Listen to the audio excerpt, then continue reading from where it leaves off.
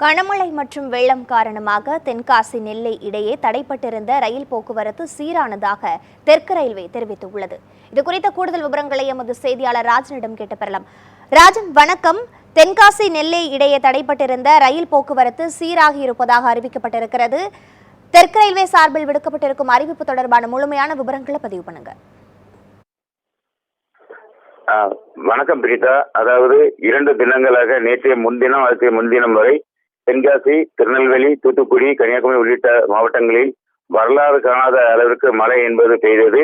இந்த மழையால் பொது விடுமுறை மற்றும் பள்ளிகளுக்கு விடுமுறை, ரயில் போக்குவரத்து, விமான போக்குவரத்து மற்றும் பேருந்து போக்குவரத்து உள்ளிட்ட அனைத்துமே முடங்கி போனது. இதனால் பொதுமக்களின் இயல்பு வாழ்க்கை என்பது முற்றிலும் பாதிப்புக்கு உள்ளாகியுள்ளது. இந்த நிலையில் நேற்றும் இன்றும் படிப்படியாக திருநெல்வேலி, தென்காசி உள்ளிட்ட பகுதிகளில் மக்களின் இயல்பு வாழ்க்கை என்பது தொடர்ந்து ஆரம்பிக்கப்பட்டுள்ளது.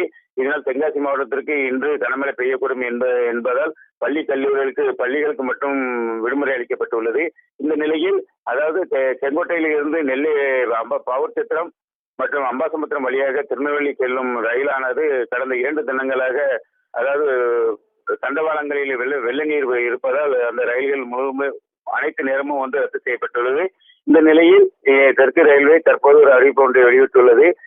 அந்த அறிவிப்பில் அதாவது தண்டவாளங்களில் தேங்கி நீள மழைநீர் முழுமையாக அப்புறப்படுத்தப்பட்டதால் திருநெல்வேலி செங்கோட்டை வழியாக திருநெல்வேலியிலிருந்து செங்கோட்டைக்கும், செங்கோட்டையிலிருந்து திருநெல்வேலிக்கும் இந்த ரயில்கள் பேசஞ்சர் ரயில்கள் 4 முறை இன்று இயக்கப்படுகிறது.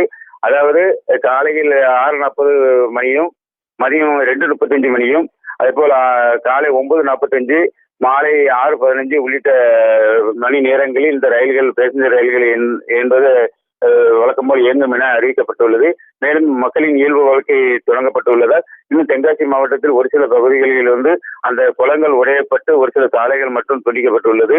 மற்ற பகுதிகளில் மக்களின் இயல்பு வாழ்க்கை என்பது தொடங்கப்பட்டுள்ளது. பேருந்து போக்குவரத்தும் தொடங்கியுள்ளது. இதனால் இந்த ரயில் சேவை தொடங்கப்பட்டு உள்ளதால் ரயில்களில் கூட்டம் இல்லாத இருந்தாலும் கூட தற்போது இந்த அறிவிப்பு என்பது நமக்கு கிடைக்கப்பட்டிருக்கிறது. விவரங்களுக்கு நன்றி ராஜன்.